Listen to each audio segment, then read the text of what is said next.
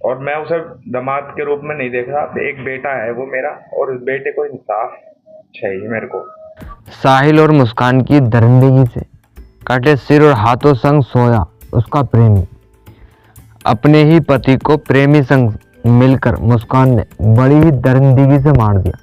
Social media पर आजकल यह वीडियो बहुत तेजी से वायरल हो रहा। आरोपियों ने पुलिस को बताया कि उन्होंने नवंबर 2024 में सौरभ को मारने की प्लानिंग बनाई थी। उसे रास्ते से हटाकर दोनों साथ रहना चाहते थे। मेरठ के सौरभ हत्याकांड में अब नए नए खुलासे हो रहे हैं। अब जांच में सामने आया कि सौरभ की हत्या आरोपी पत्नी मुस्कान और उसके प्रेमी साहिल शुक्ला ने पूरी प्लानिंग के साथ वारदात को अंजाम दिया। आरोपियों से पुलिस पूछताछ में बुधवार को दिल दहलाने देने वाला खुलासा हुआ। हत्या करने के बाद साहिल ने 24 घंटे तक कटा सिर और कलाइयों से कटे हाथ अपने घर पर अपने कमरे में रखे वहीं सोया। वहीं सौरभ का धड़ मुस्कान के कमरे में बेड के बॉक्स में रहा और मुस्कान उसी बेड पर सोई। क्या नाम है आपका? कविता रस्तोगी। कविता जी, क्या हुआ घटना? बेटी ने क्या बताया? जब ये 17 की रात को आए थे तो कॉल वॉल कुछ नहीं करी थी। अगले दिन 18 तारीख को मुझे 12 बजे फ़ोन करा और फ़ोन करने के बाद कहा मम्मी मेरी पीहू से बात करवा दो। हमने उसकी पीहू से बात करवाई तो ये रोने लगी। मैंने कहा क्या हुआ बेटा, तुम्हारी 15 दिन रहे हो, लड़ाई हो गई आपस में? तो कह रही मम्मी मैं घर आके बताऊंगी।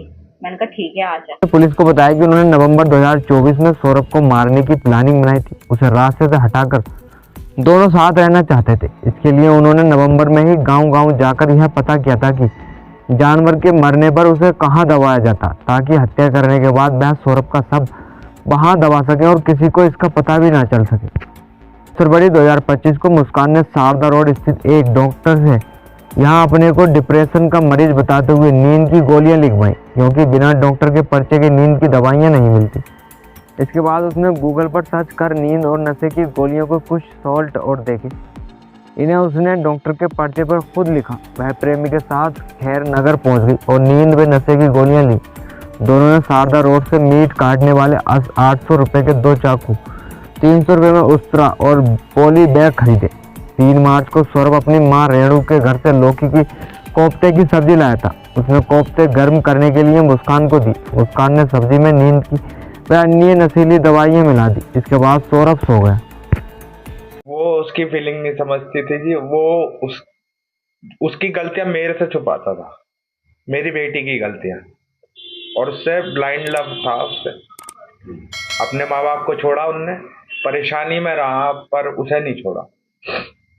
और मैं उसे दामाद के रूप में नहीं देख रहा। एक बेटा है वो मेरा, और उस बेटे को इंसाफ चाहिए मेरे को। अच्छा, क्या हुआ? क्या घटना बताई बेटी? बताइए। बेटी ने आकर पहले मेरे को ये बोला कि सौरभ का मर्डर हो गया है। उसकी बहन और उसका जीजा और उसका बड़ा भैया आके उसका मर्डर कर दिया, और वो ड्राम में डाल के चले गए उसे।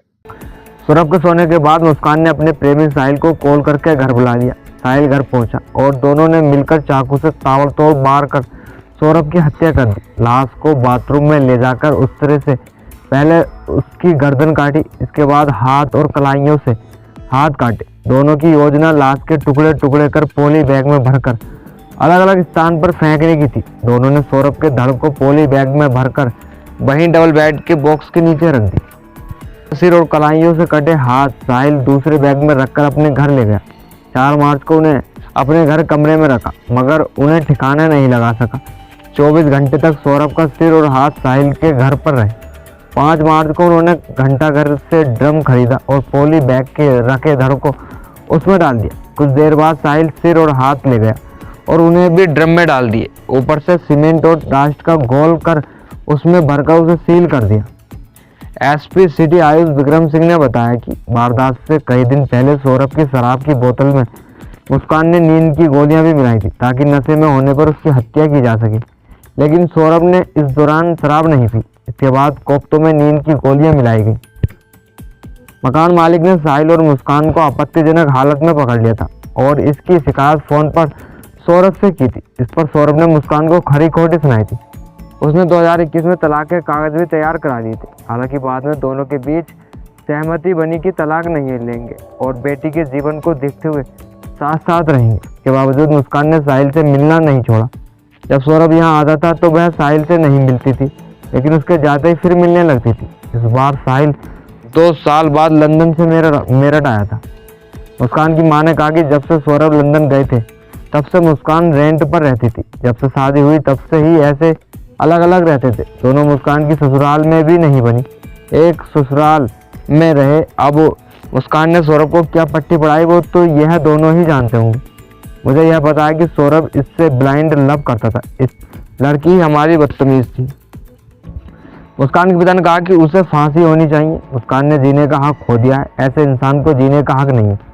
सौरभ हमेशा मुस्कान का सपोर्ट करता था। माँ ने कहा कि जब सौरभ लंदन जा रहा था तो हमने कहा कि मुस्कान हमारे पास छोड़कर जाओ, लेकिन मुस्कान नहीं चाहती थी कि यहाँ रहे, क्योंकि मुस्कान को पता था कि माँ बाप किसी न किसी चीज़ के लिए रोक टोक करेंगे।